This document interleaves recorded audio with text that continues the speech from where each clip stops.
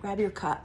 Someone sent me a question yesterday after I had posted a replay about a live around the energy centers. What does that mean? They had never heard of that before. So if that's you, or if you've heard of it but you're not really sure, let's see if we can, over a cup of coffee, kind of break that down a little bit so it's easier to understand. So here's how I look at it. We actually have 3 circulatory systems in our body. 2 of them you're very familiar with. We learn about them in school, right? It's the cardiovascular system, which is our blood. The heart pumps the blood has to move throughout the body. Every single cell needs to get a blood supply so that it gets oxygen and other nutrients, etc., right? And so the blood needs to move freely in a particular direction. It needs to not go backwards, right? When our valves are not working right or we have blockages, it's not a good thing. So you're very familiar with that one, I'm sure. The second one is the lymph system, not pumped by the heart. It's really pumped by movement, just moving your body and gravity. But that's the lymph system has like depositories throughout your body where the lymph nodes are. So at particular places, there's these depositories.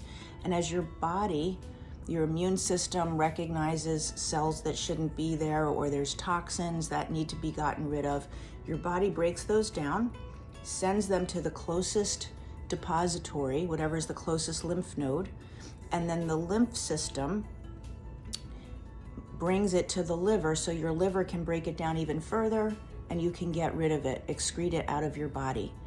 So movement is the thing that drives the lymph system, it doesn't have a heart, okay? Those 2 you can see, you can cut someone open and see those. The third circulatory system, you can't see. Well, you can't see with the naked eye. We actually do have technology now that can see energy and energetic frequencies. But it's the energetic system that moves throughout our body. Without energy, without life force energy, we're not alive. So there's an energy that keeps those other 2 systems going. And just like the other 2, your energy system has to move in a particular direction. If it gets stuck or jammed up, we see problems. We see problems in our physical body because there are centers throughout the body, just like there are lymph nodes. We have centers in our body that each pertain to a particular area of our physical body and also areas of our life. So we're not separate. Who we are and how we're living and how our health is and our physical body thriving or not are not separate. They both get driven by this source of energy. So how that system is moving and is it flowing in the right direction and are there blockages, just as important as your blood, just as important as your lymph, okay? It's pretty cool, right? The systems of the body start at the bottom and go up. So if you think of your cardiovascular system, if you just say breathing in air starts at the heart and lungs and then it moves through, right? Just to pick a place to start. It's a continuous cycle, but to pick a place to see how it goes. So we're going to start at the bottom and move up. And the bottom energy center is your root center. And that is related to each of the centers have a physical component to them. So they have neurons and nerve hubs and neurotransmitters and hormones and biochemicals that are specific to that system where it's at in your body. And they also have very specific, each center, ways that they relate to in life. So the bottom one is at the root, and that system is all related to, in your life, it's related to how supported you feel, how grounded you feel, the foundation that you get in your life for your mind and how you think of things, right? That's at the root of everything. So that's why it's the root center. And also in your body, it's the lowest one, so it governs part of the reproductive system, part of the digestive system. There is some overlap because they communicate with each other. So, and that's the place where we have our experience of life. We're reproducing, we're having fun and enjoying life, we feel safe.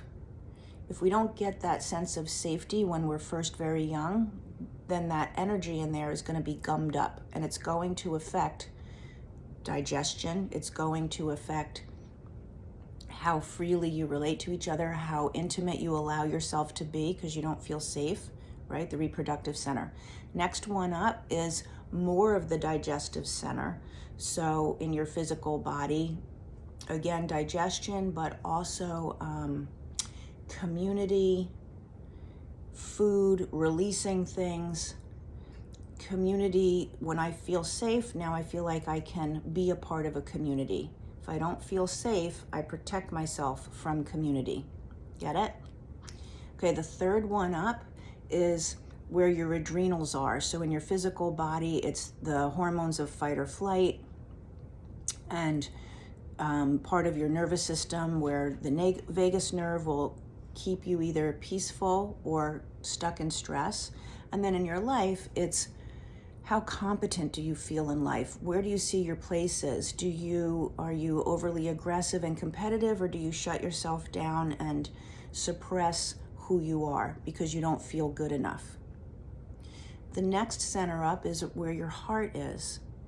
So when those energy centers at the bottom, those three, are not moving well, and we feel not safe, and we don't feel good enough, and we question our place in the world, or we always have our sword and shield out and we're fighting our place in the world, and our body is struggling with digestion and stuck in stress physically, then it's tough to get into our heart, right? That energy is not moving, it's affecting the physical symptoms, and it's hard to be in a place of love, especially if you haven't found a way to love yourself and all of what that means, accepting of yourself, loving your imperfections. That would have happened down at the root. That would have happened in the foundation. If it didn't, it's very difficult to get into your heart center. Where you spend most of your time is in fear, not in love. You're in fear and you are blocking your immune system from working well. That's where the thymus is, which is the main master gland for the immune system, is right here next to your heart. As we move up, the next one is here in your throat. So that is physiologically, it's where your thyroid is. And the number of people, especially women who have thyroid conditions, is through the roof and growing every year. And then in your life, it's how well do you speak up? Do you communicate effectively? Are you always either shutting down or fighting and yelling? Do you go from saying nothing to all out anger, or do you communicate well? So that's what's going on in your life and in your body.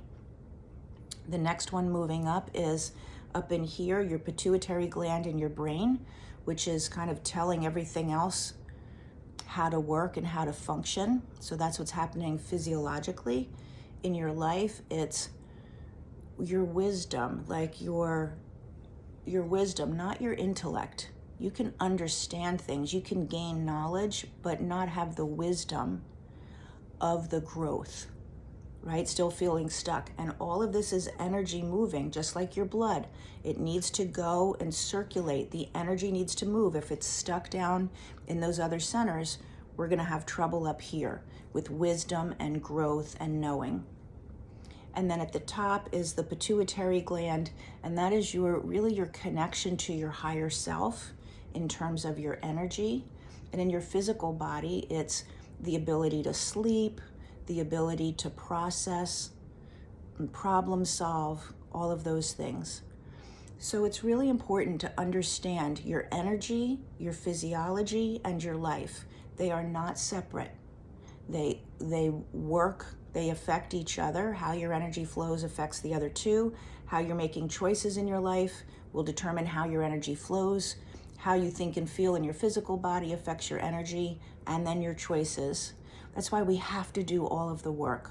We have to do all of it. You can't just pick one part. If you're ready and you want more information, drop me a line. Happy to talk to you. Have a good day.